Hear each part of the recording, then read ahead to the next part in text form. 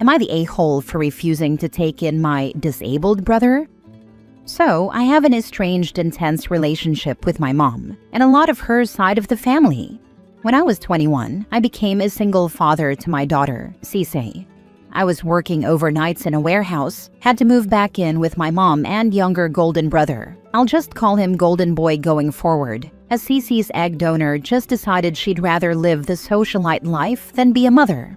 My mom was helpful with Cece when it was convenient for her. So if she had a rough day at work, she was more concerned with having a drink and unwinding than helping with her granddaughter. Golden Boy, though, I could write a book about how incompetent and useless he was. One day that is burned into my memory. Cece was only about 8 months old at the time. On my way home from work one morning, I got stuck in traffic on the way back. Tried calling home and let them know what was going on, and Cece likely needed to be fed. I get home almost 2 hours after clocking out.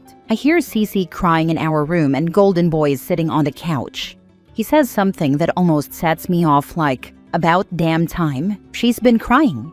I explain there was an accident blocking traffic I got caught in and ask him why she's crying. "Dunno," is all I get in response. Ask him for how long as I'm heading into my room. According to him, she had been crying for almost an hour, soiled diaper and hungry. Golden Boy couldn't be bothered to even check on her. After a couple years of these two acting like this, especially Golden Boy, I'm on the phone with my dad and stepmom. He offered me help with raising her, getting my life on track, etc. Cliff notes of what happened next. Cece's egg donor gets parental rights terminated, essentially leaving her without a legal mother.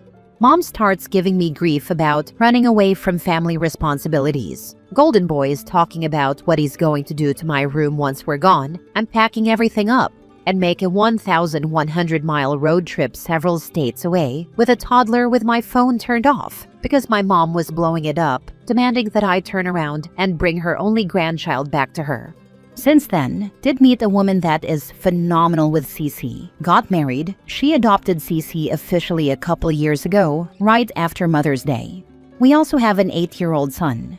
We have made trips back to my hometown several times over the years, usually for holidays or stopping by on our way to Orlando. Hometown is in Florida, by the way.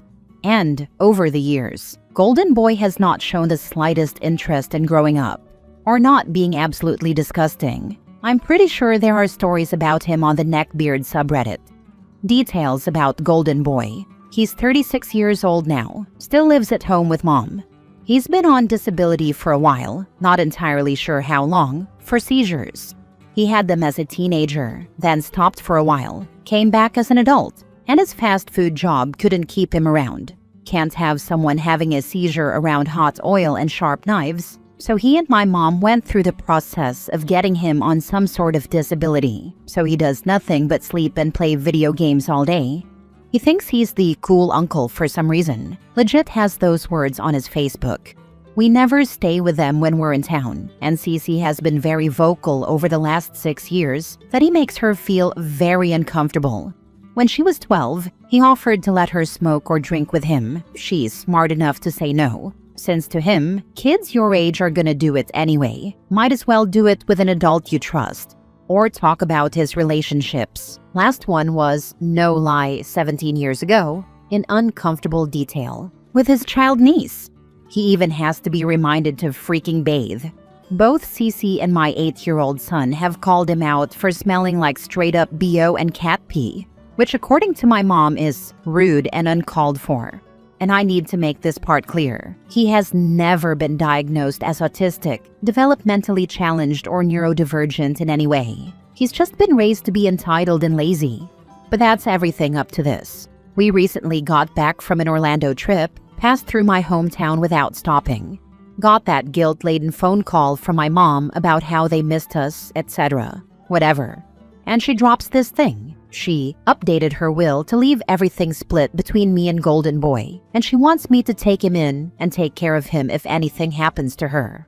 I couldn't help but laugh and tell her, exact words, not a snowflake's chance in hell is he ever living with us. She knows he makes Cece uncomfortable, but her logic is since she's going off to college soon and will be out and on her own soon, that means we'll have the space for him and Cece won't have to worry about him. She goes on to explain that he can't take care of himself because of his seizures. He can't cook for himself, he can't clean up after himself, and he can't remember to bathe unless he's reminded.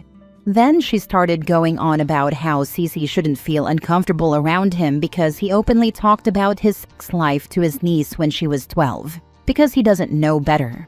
Last thing I said to her was, "You are describing someone that needs assisted living, not a room in a house with people unqualified to provide the assistance he clearly needs. And I'm not making my kids spend time around anyone that makes them feel uncomfortable, family or not. So honestly, I don't even really care if I'm the a-hole or not. This whole thing just started pissing me off." Now for the top comments. Not the a-hole. F that guy. Block her, OP. Not just about blocking her, it's about cutting her out for good. I know people with insane parents, and in my opinion, it's way better to have no family at all than to let someone like that keep poisoning your life. Not the a-hole, but ask for a copy of the will. If it's guardianship of the man-child, then put him in assisted living. I plan on consulting a lawyer to make sure my bases are covered. But from what my wife and I found is that there's no sibling responsibility laws in Florida or Texas, where we are, and they can't legally make me take him in. I'm not a lawyer, but I'm confident of this. She can put whatever the heck she wants in her will. That doesn't mean you have to take him in, although depending on your location and how smart her lawyer is, that might mean you don't get whatever your inheritance would be. Not the a-hole, and I'm surprised you're still in touch with either of them. I wouldn't be. I mainly keep in touch with her for my kids' sake. Dad and stepmom passed 6 and 4 years ago. Mom got sober a few years after I left, and although I still keep her at a distance, I can at least say she's a decent grandmother now, current situation excluded. But as it stands, if my inheritance is dependent on taking him in, I'm more than willing to just let everything go. Yeah, if you had to look after your brother for the rest of his life, it would cost an awful lot more than whatever your mother will be leaving you as an inheritance. Unless your mother is an heiress, which I doubt is the case given your story. Next story. Am I the a-hole for refusing to loan money to my sister for my niece's college fund after she spent most of it on prom? So I, 37 female, have a sister, 40 female, who's a single mom to my niece, 17 female. She's done most of it on her own since her daughter was born. And while we've had ups and downs, I've always tried to be supportive. My husband and I have a 14-year-old daughter ourselves, and we're not exactly rolling in it either. But we've been careful, planned ahead, and have tried to keep things stable. About 5 years ago, I started contributing money toward a college fund for my niece. Nothing huge, just here and there. Birthdays, tax return leftovers, a couple hundred from my bonus. That kind of thing. My sister said she was adding some too, and over time it grew to just over $11,000. The entire idea, which we both agreed on, was that it was for college only. Not rent, not clothes, not bills, and definitely not prom. Well, prom was in late April. My niece looked absolutely beautiful. She had this pale blue fitted dress. Her hair was done in this really pretty updo. Makeup was on point. Nails, shoes, they all looked great. She and her friends got a limo, went to some Italian restaurant before the dance, and did a little photo shoot thing. It wasn't celebrity level extravagant, but it was definitely expensive. I remember seeing the photos and thinking, wow, they all look amazing. Followed immediately by, how exactly did they pay for this?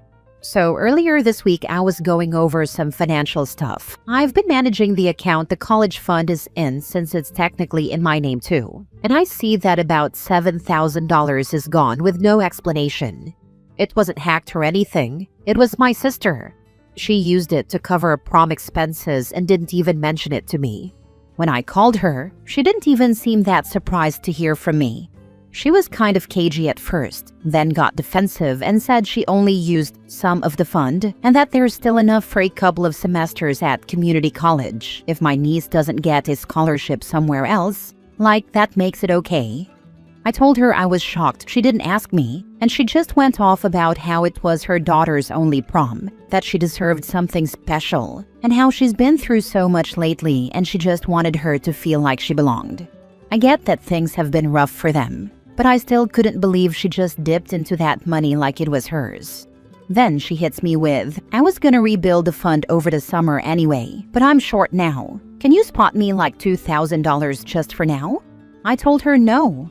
I didn't yell or anything, just a clear no, and now it's a full-on meltdown. She said I'm holding money over her head, that I'm showing my true colors, that I don't really care about her or my niece, and now she's dragged our mom and other relatives into it. My mom texted me this whole long thing about families sticking together and how prom only happens once. And the worst part? My niece texted me too. She said she didn't know the money came from her college fund and she's sorry, and that she doesn't want me and her mom to fight. And now I feel like absolute garbage. But like, what was I supposed to do? I've got my own daughter, and we've been saving bit by bit for her too. I can't just casually drop thousands of dollars to refill a fund someone else emptied without even telling me. My husband agrees with me and said if we want to help my niece with college in the future, we can, but not directly through my sister. I love my niece and I want her to succeed, but I don't trust my sister with money anymore, and I'm sick of being made out to be some villain for having boundaries. $7K for prom? Why do I believe that she took some and put it in her own pocket? Was her dress couture? Custom made with actual diamonds? Your sister has definitely been pilfering. There is no way it cost $7,000. None. OP, your sister did something else with the money, unless she paid for everything for the whole group and then some. I know prom dresses can be expensive, but they don't have to be. I'd ask your sister for itemized receipts for prom. Tell her you want to understand exactly how the money was spent, because you do not understand how it is possible to spend $7,000 on prom when most people spend a small fraction of that and have a gorgeous prom. I know other parts of the country are different, but we live in a fairly high cost of living area, and I've never known a family to spend more than $800 to $1,000 total on prom, and that includes a share of a party bus, a nice dinner, etc. Why doesn't your niece have a job? The only way for kids to become financially literate is for them to be taught. My granddaughter's dress cost $15 and a dry cleaning bill. She does, but it had been going towards saving up for an apartment plus some of my sister's bills, and I don't know if that's changed since she found out about the money from her college fund being used for prom. Time for your sister to learn a valuable lesson about FAFO. Do not contribute anything to an account she has access to. Frankly, I would withdraw any funds equal to what you have contributed. You can create a separate account over which you have sole control, and you can make withdrawals or payments directly to a higher learning facility. But sis doesn't get to touch it, ever. Maybe give your niece the benefit of the doubt. Not that I'm not skeptical, but no one gets to distribute funds but you.